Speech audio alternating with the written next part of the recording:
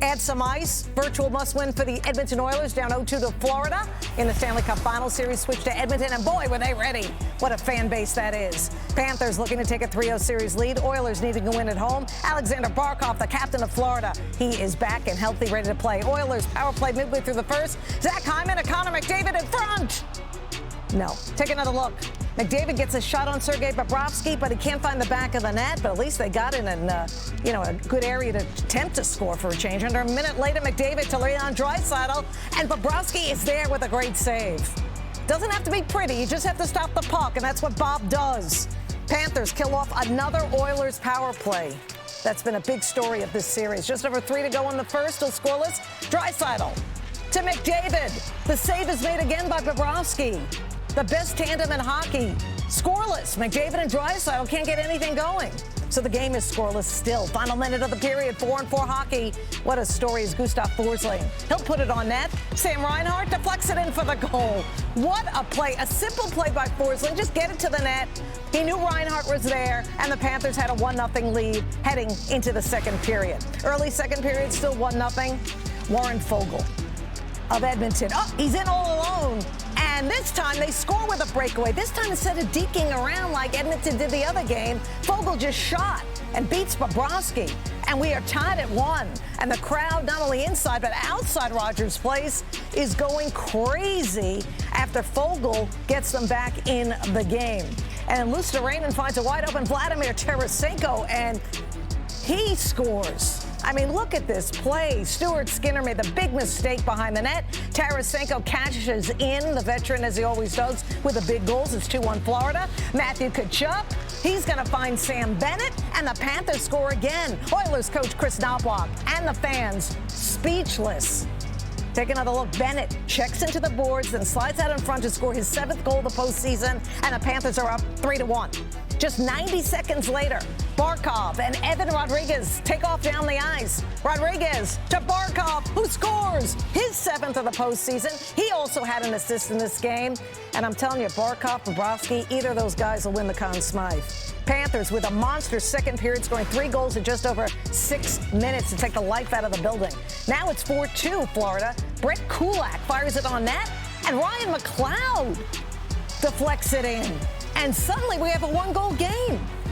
It's a 4-3 game. Edmonton back in it. The crowd is alive. And then McDavid, he'll pass to Ryan McLeod, and Sergei Bobrovsky comes up large at the right time. Oilers with a great chance to tie it and send it into OT, but not to be. 32 saves for Sergei Bobrovsky, and the Florida Panthers are 1 win away from their first Stanley Cup championship. How'd they let that rat in Edmonton? Our own PK Subban joins us now from Edmonton, where the Panthers are just 1 win away from their first ever Stanley Cup championship. PK, how did Florida take control of this series?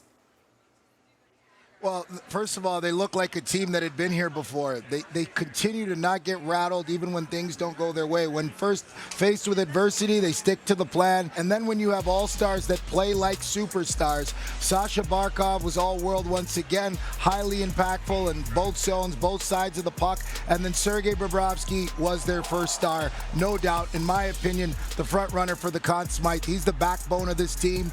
And it was all the Florida Panthers today for me. And, you know, PK, as we saw in Games 1 and again in Game 3, you could make a case the Oilers played well enough to win. But if you're in that dressing room, PK, what do you think the conversations are like as they look to avoid elimination Saturday night? Well, if the Edmonton Oilers are listening, it's going to take a full 60 minutes every single game. And if they haven't learned that yet, just go back and watch the game tape. Tonight, 9:12, I think it was, left in the second period. The second goal happened, and then it was downhill. They allowed 3 goals. Defensive lapses just can't happen in the Stanley Cup Final, especially when you're playing the best defensive team in the league. And Sergei Bobrovsky, you get 3 goals in Sergei Bobrovsky, you should win that game. And their defense cost them today. Too many mental lapses. For me, it's inexcusable. That effort, that attention to detail, championship teams don't make those plays. They just don't in the Stanley Cup Final. So for them, they're still breathing. There's still life in that team. They have to come out and do it now. It's not about anybody else. It's in that locker room. They have to make a decision on whether they want to continue to play or not, and it's going to take a huge buy-in. They're banged up. They got guys banged up and injured. Stuart Skinner still, to me, has played good enough to help them win hockey games in this series. I'm not pointing the finger at him at all. It's in that locker room as a team, and it's not on McDavid or Draisaitl either. It's them as a team. They have to be better as a group. By the way, the last time we saw a sweep, PK, in the Stanley Cup Final, that was way back in 1998 when Detroit beat the Capitals. Game 4 of this series on ABC, of course. Yes? Linda, if it's up to me, I'm saying they're done like dinner. I think this thing is over. I think Florida's going to lock this thing down, shut it out, and raise the cup here. I think it's done. Wow. And I like done like dinner. That's a good one, PK.